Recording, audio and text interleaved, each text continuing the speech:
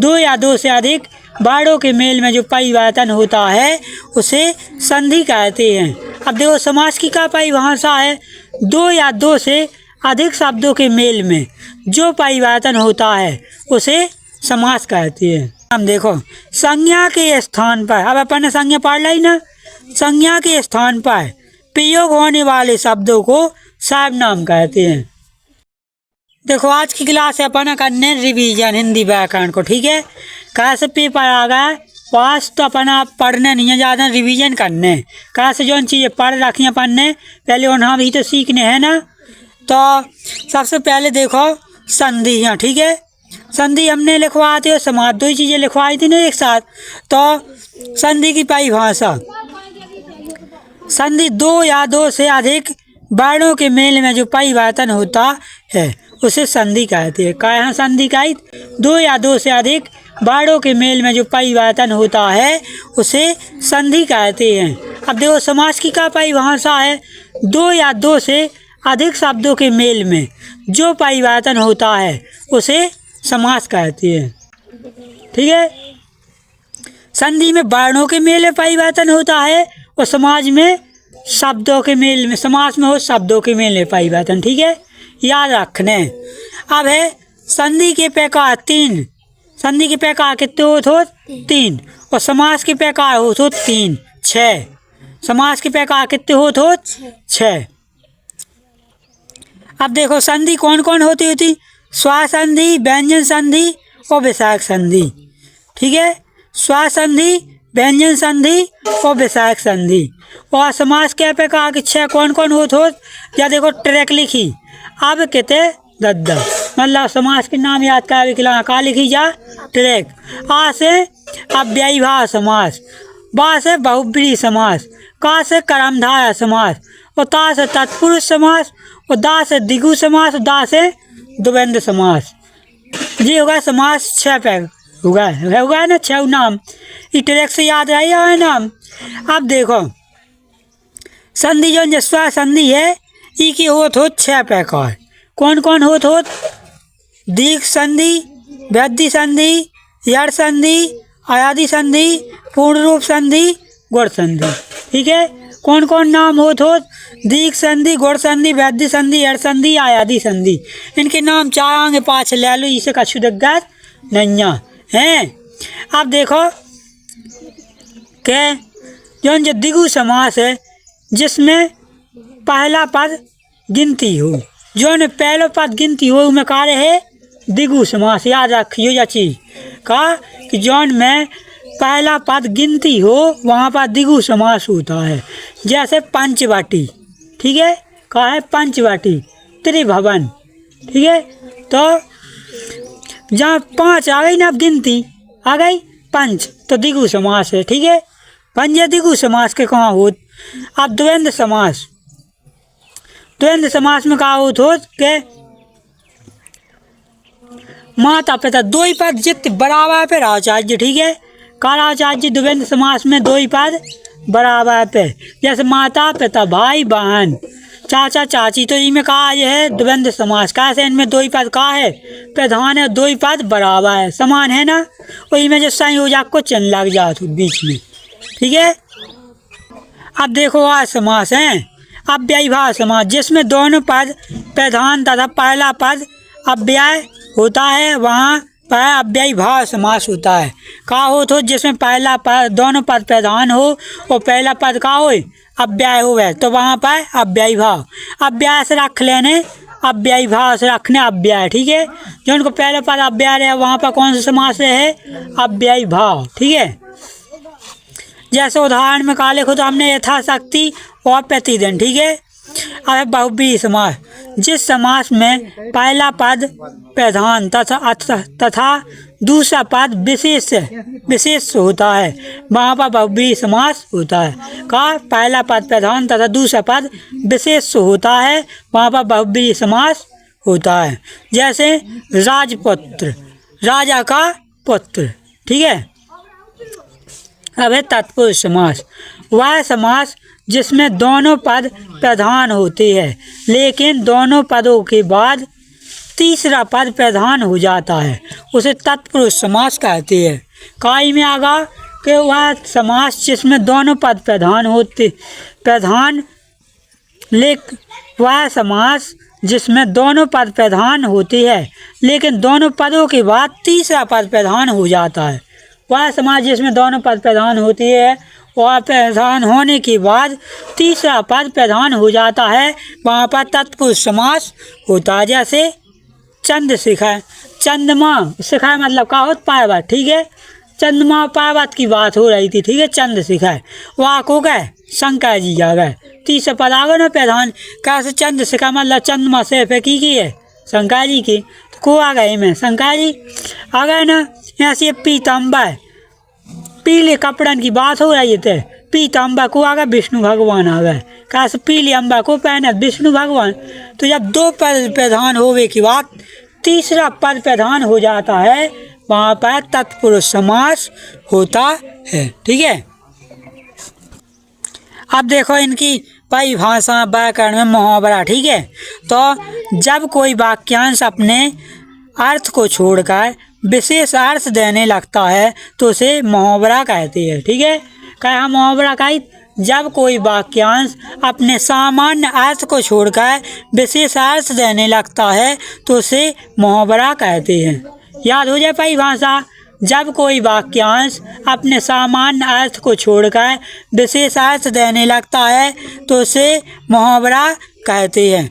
जैसे आँख, उदाहरण का है अपना आँख का तारा होना, मतलब अर्थ ही को कहा हो जब बहुत प्यारा होना। तो इको अर्थ देने लगाते हैं जब यहाँ वाक्य में प्रयोग करो कि मोहन अपने माता पिता का आँख का तारा है, तो ये मोहन के लिए अर्थ दे एक वाक्य बनत ना कि मोहन का अपने माता पिता में बहुत ज़्यादा प्यारा है, हैं।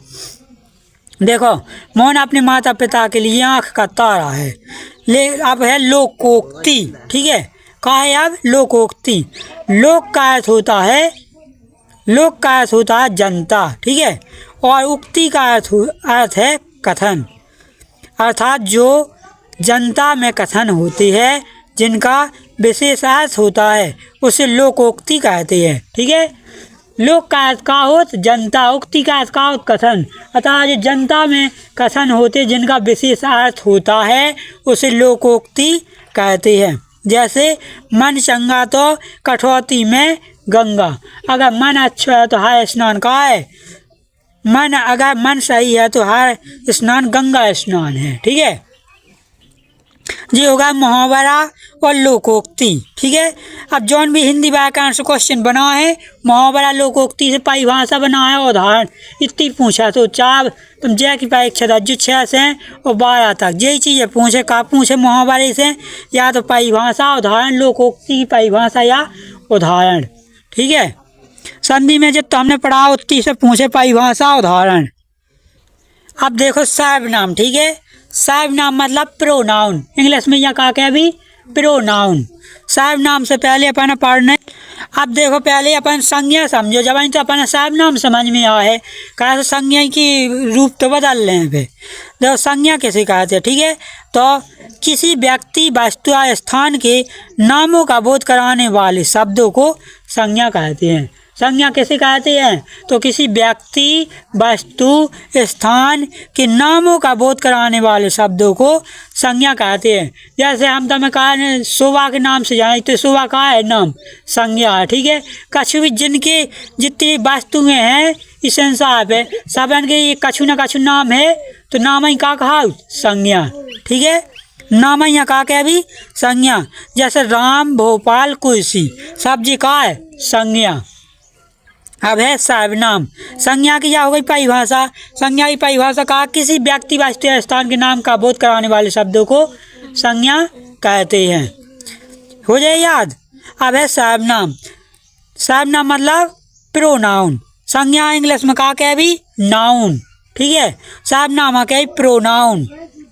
तो सर्वनाम देखो संज्ञा के स्थान पर, अब अपन ने संज्ञा पढ़ ली ना, संज्ञा के स्थान पर प्रयोग होने वाले शब्दों को सर्वनाम कहते हैं। क्या है सर्वनाम क्या भी संज्ञा के स्थान पर प्रयोग होने वाले शब्दों को सर्वनाम कहते हैं। जैसे वह, अब वह, तुम, आप, हम, हमारे, क्या, क्यों, कैसा, ये सब का आज हैं सर्वनाम। ठीक है, रही आए याद क्या संज्ञा के स्थान पर प्रयोग किए जाने वाले शब्दों को सर्वनाम कहते हैं, या संज्ञा के स्थान पर आने वाले शब्दों को सर्वनाम कहते हैं, या संज्ञा के, ठीक है, रही आए याद। अब देखो विशेषण, विशेषण का है संज्ञा एवं सर्वनाम।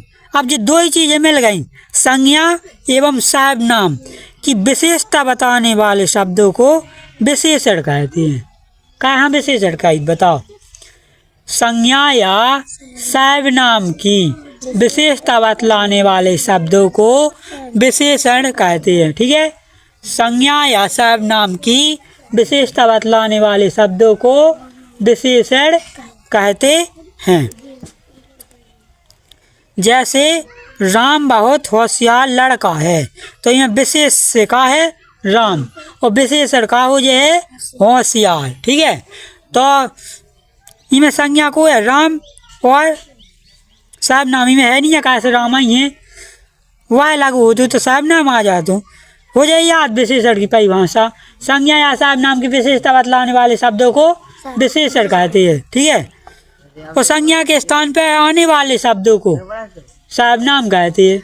ठीक है, और किसी व्यक्ति वस्तु स्थान के नाम का बोध कराने वाले शब्दों को संज्ञा कहती है। ठीक है, अब है का क्रिया। जब जितनी चीजें हो गई तो अब कहा भाई क्रिया, क्रिया में कहा है किसी कार्य का होने या कहने का बोध कराने वाले शब्दों को क्रिया कहते हैं। कहा है किसी कार्य के होने या किसी कार्य का होना या करने का बोध कराने वाले शब्दों को क्रिया कहते हैं। किसी कार्य का होने या करने का बोध कराने वाले शब्दों को क्रिया कहते हैं। ठीक है, जैसे हम घर जा रहे हैं तो जाना का है में क्रिया, जा रहा है ना, हम पढ़ा रहे हैं तो पढ़ा रहे जो का है क्रिया है ना। अब देखो क्रिया, जब क्रिया भाई ना तो अब का भाई विशेषता भी क्रिया की निकाय है ना, तो कहा आगा अपने सामने शब्द क्रिया विशेषण आगा ना। अब समझो तो क्रिया विशेषण की परिभाषा। ठीक है, क्रिया की विशेषता बता लाने वाले शब्दों को क्रिया विशेषण कहते हैं। कहा है क्रिया की विशेषता बतलाने वाले शब्दों को क्रिया विशेषण कहते हैं। जैसे राम कैसे चलता है, तो इनमें राम का है, राम कैसे चलता है, चलने के लाने का कर रहा अपन क्रिया की विशेषता बता रहा है ना, तो इनमें कहा है क्रिया विशेषण कैसे चलता है। अब है तत्सम और तद्भाव शब्द। ठीक है, क्या समझने तत्सम और तद्भाव, तो देखो तत्सम समझो पहले हैं संस्कृत के वे शब्द जो ज्यों के त्यों हिंदी में प्रयोग किया जाता है उन्हें तत्सम कहते हैं। कहा यहाँ तत्सम का संस्कृत के वे शब्द जिन्हें हिंदी में ज्यों का त्यों प्रयोग किया जाता है उन्हें तत्सम कहते हैं। ठीक है, तत्सम में कहा हो कि संस्कृत के जो भी शब्द रहे हिंदी में ज्यों के त्यों प्रयोग किए जाएं वे कहाँ हैं तत्सम शब्द हैं। जैसे अग्नि, आगा हिंदी को हिंदी शब्द है ना, और तो अग्नि का हो जो संस्कृत शब्द मतलब तत्सम शब्द। ठीक है, अब है तद्भाव। ठीक है, कहा है तद्भाव, तो संस्कृत के वे शब्द जिन्हें बदल कर हिंदी में प्रयोग किया जाता है उन्हें तद्भाव कहते हैं। संस्कृत के वे शब्द जिन्हें बदल कर हिंदी में प्रयोग किया जाता है उन्हें कहा क्या भी तद्भाव शब्द।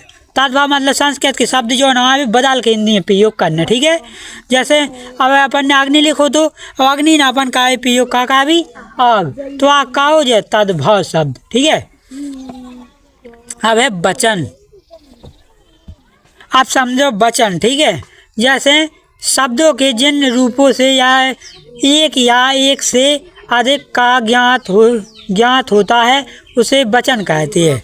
क्या वचन का वचन की परिभाषा का है शब्दों के जिन रूपों से एक या एक से अधिक होने का पता चलता है उसे वचन कहते हैं। ठीक है, ज्ञात होता है पता चलता है तो उसे कहा क्या भी वचन।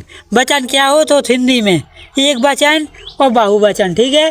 और संस्कृत में हो तो क्या वचन, एक वचन, द्विवचन और बहुवचन। संस्कृत में वचन 3 प्रकार के होते और हिंदी में वचन क्या प्रकार के होते 2 प्रकार के, ठीक है। अब सर्वनाम के प्रकार और देख लो कि कौन कौन से हो सर्वनाम के प्रकार, ताकि अगर सर्वनाम के प्रकार पूछे जाए तो हमें बन गया चाहिए, ठीक है। देखो सर्वनाम तो हमने पढ़ा ही पाई, भाषा पढ़ा जाए ना। सर्वनाम शब्द हम, वे, तुम, आप, वह, आप, तुम्हारे, हमारे, क्या, क्यों, किसको, तुमको, आपको, आपका, ठीक है जी, सबका है सर्वनाम है ना। अब है सर्वनाम के प्रकार। तो पुरुषवाचक सर्वनाम, निजवाचक सर्वनाम, अनिश्चयवाचक सर्वनाम, संबंधवाचक सर्वनाम, प्रश्नवाचक सर्वनाम और निजवाचक सर्वनाम, ठीक है। अब है कि निजवाचक सर्वनाम, पुरुषवाचक सर्वनाम, निज को मतलब हो स्वयं, ठीक है। सर्वनाम में जिस सर्वनाम में निश्चय होने का बोध होता है उसे निश्चयवाचक सर्वनाम। देखो हैं, अब इन्हें समझ लो कि जौन में प्रश्न पूछो जाए, ठीक है। प्रश्न पूछो जाए क्या, क्यों, कौन, ऐसे शब्द जौन में प्रयोग हुए उनमें कौन सा सर्वनाम है, प्रश्नवाचक सर्वनाम। वो क्वेश्चन मार्क में लेता हूँ, ठीक है।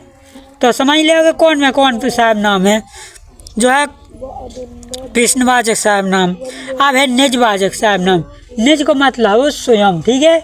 जब स्वयं के लिए कछु बात हुए, हम, हमारे, हमको, जे वाले शब्द यूज हुए हैं तो तक कौन सा सर्वनाम है, निजवाचक सर्वनाम। निज मतलब हो स्वयं, ठीक है। अब है का अपने पास निश्चयवाचक सर्वनाम, जिसका सर्वनाम में कछु भी काम हो रहा निश्चित रूप से हो रहा हो वह कहा के भी निश्चयवाचक सर्वनाम।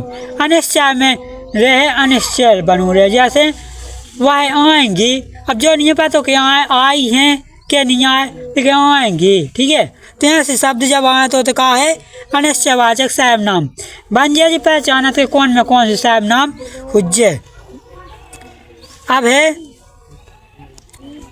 देखो, अब है जो कहा है एक हो तो आज्ञावाचक सर्वनाम, ठीक है। जो उनमें आज्ञा परमिशन की बात करी जाए, मैं परमिशन लाई जाए, उनमें कौन सा सर्वनाम है, आज्ञावाचक सर्वनाम, ठीक है। और जो उनमें संदेह रहेगा चीजन को उनमें कहा जाए संदेहवाचक सर्वनाम। जैसे एक हट्टो, अरे तुम आ गए चौंक के, ठीक है। तो इनमें कौन सा सर्वनाम है, संदेहवाचक सर्वनाम। इनमें आ जाए अरे और वो है, ठीक है।